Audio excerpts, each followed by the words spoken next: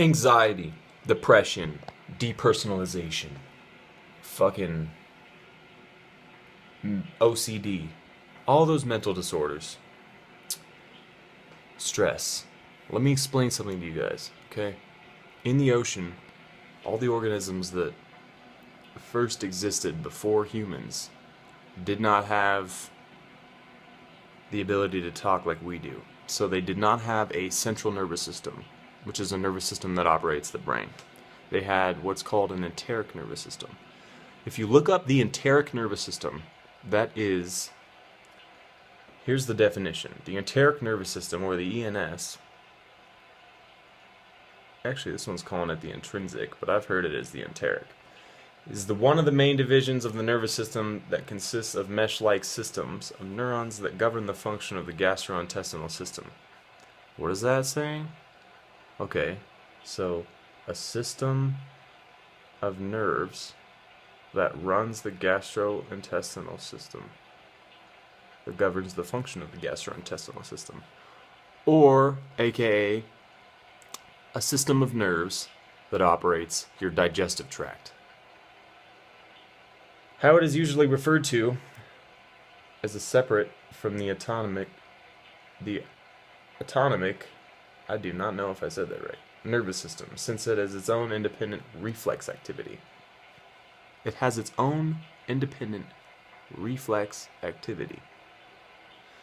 So when people say mind to body connection, this is the literal scientific breakdown of what that means and why it's real.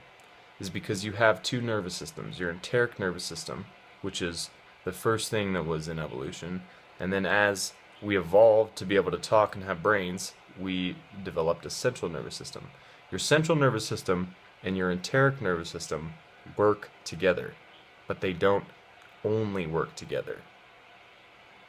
The ENS is capable of autonomous functions, such as coordination of reflexes. Coordination of reflexes, what does that mean? Well, if something has a reflex, that means it can tighten and loosen. So, if your enteric nervous system is constantly making your intestines reflex and tighten, that's going to be an issue. Although it receives considerable intervention from the autonomic nervous system, it can and does operate independently of the brain and the spinal cord. You get what that's saying? Even though it's connected to your brain and receives messages from your brain, it can operate independently from the brain and the spinal cord, i.e., your body can do very weird things when it's having a reaction to stress. This is what happens in everybody that is having issues with their brain or their brain and their body. Like, if you are having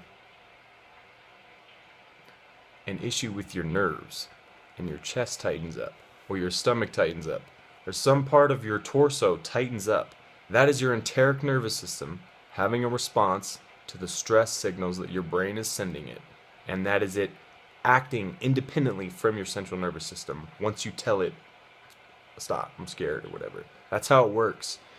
When you don't have your body and your mind, or your enteric and your central, strongly connected, you will have issues like that. Some people are hardwired to have a stronger connection between the two. And that's, in my opinion, where different people's genetic family setups come into play of how they're able to digest food and the strength of their metabolism is all because of their previous generations and how their bodies have been set up, enteric to central. So, just please understand that your body can do a lot of really unusual things when you're stressing a lot. Because the more stress and the more emotions you have, the more signals that are getting sent down to your enteric nervous system. And if that connection isn't good, or if you have a sensitive enteric nervous system, you're going to have issues.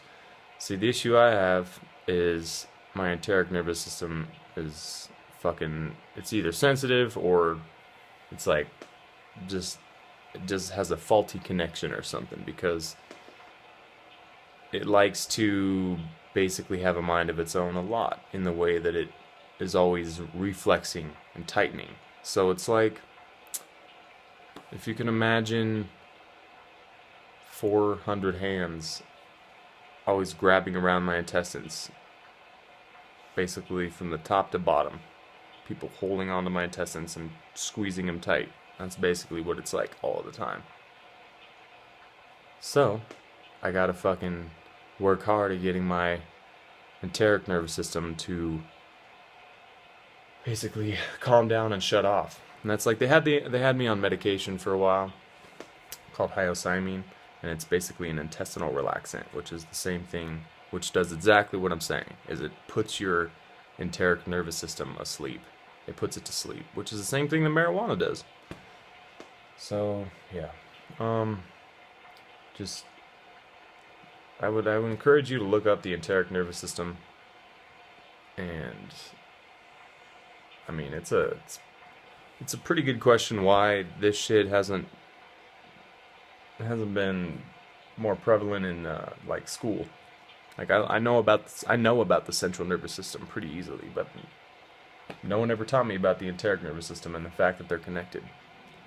Not only that, but your enteric nervous system, like, your body's releasing of its hormones and stuff like that. A lot of that has to do with the nerves that are aligned inside of your gut getting the proper signals from your brain to do so. Anyways, I'll talk to you guys later.